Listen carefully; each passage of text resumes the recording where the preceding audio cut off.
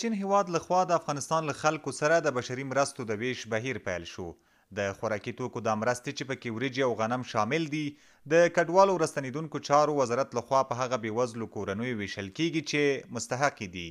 د کډوالو ورستنیدونکو چارو وزارت وویل چې په کابل سربیره دوی د هیواد 34 ولایتونو ته هم د مرستې رسولې دي او هلته به هم ډیر ژر د ویش بهیر پیل شي. د کډوالو ورستنیدونکو چارو وزارت سرپرست وزیر د چین هیواد څخه د دې بشردوستانه مرستو د رالیږلو مننه وکړه او همداراز یې پر نورو نړیوالو مرستندویو بنسټونو او هیوادونو هم غږ وکړ چې په دې وخت کې دې د افغانستان د خلکو لاسنیوی وکړي. وراتلونکي به انشاءالله په دې بل اوتا کې او د اوتې په ورځ یا مخکې یا وروسته نور به هم دلته مال توزیع کیږي او د راتلونکي پروګرامې دپاره دا د چین د هیواد مال دی خو نور مؤسسات یې موږ سره وعده کړې انجوګانو انشاءالله ډېر زر ده چې دلته موږ ته مالونه به راشي او موږ به دې ته په خپل وخت توجه کړو. د کابل ولایت د کډوالو رئیس وویل چې دا مرستې به په 3000 اړمنو کورنیو وویشل شي چې نن ورځې ډیری کورنۍ دلته شتون هم لري.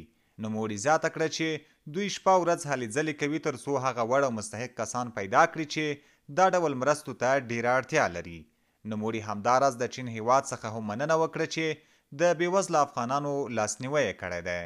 هغه انجوګانې چې زموږ سره یې مرستې کړي خصوصا د چین دولت چې دا مرسته یې موږ ته رالیږلې د افغانستان د دې مستضعفه ملت لاس نیولی مننه کوم.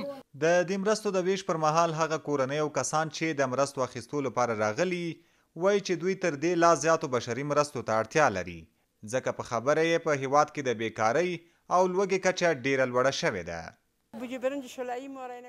اوس یې راته د یوه بوجۍ وریجې راکړې خو دا زموږ هلته په کتو د درد دوا نه کیږي. زموږ غوښتنه دا ده چې زموږ په څیر له بېوزلو کورنیو سره دې لا ډېرې مرستې وسي. د افغانستان خلک غواړي چې د دغه مرستو ترڅنګ ورته بنسټیز کارونه وشي. دا اوس چې کوم حال راغلی او په هیواد کې مو بیکاري زیاته شوې کار روزګار نشته نو مجبور یو چې د خپلو ماشومانو لپاره هر څه وکړو. د چین له هیواد څخه مننه کوو چې موږ ته یې دغه مرسته رالیږلې ده. په افغانستان کې له سیاسي تحولاتو راوروسته چې په هیواد کې دننه ډیرو وګړو بشري مرستو ته شدیده اړتیا پیدا کړې د چین هیواد یې لاسنیوی کړی دی چې له دې مرستو وړاندې هم له بېوزله افغانانو سره بشري مرستې کړي دي.